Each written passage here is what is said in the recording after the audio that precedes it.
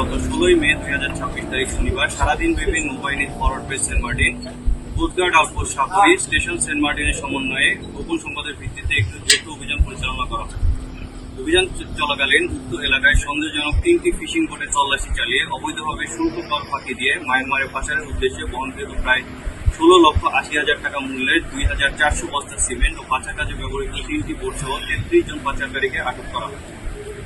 আটককৃত পাচারকারীদের প্রাথমিকভাবে জিজ্ঞাসাবাদে জানা যায়, তারা উক্ত ফিশিং বোট তিনটির মাধ্যমে হাতিয়া ও সন্দ্বীপের বিভিন্ন জায়গা হতে সিমেন্ট বোঝাই করে মায়ানমারের নিষিদ্ধ গোষ্ঠীকে সরবরাহের উদ্দেশ্যে গমন করছিল।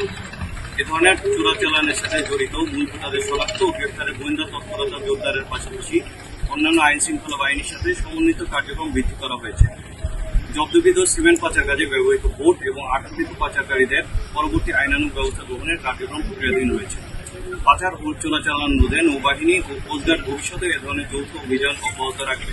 ঈদ আসবে, সাথে ক্যাশব্যাকও আসবে। নিজের বা প্রিয়জনের জন্য কেনাকাটায় এবারও নগদ পেমেন্টে পাচ্ছেন দারুণ ক্যাশব্যাক। তাই যাই কিনুন, পেমেন্ট করুন নগদে।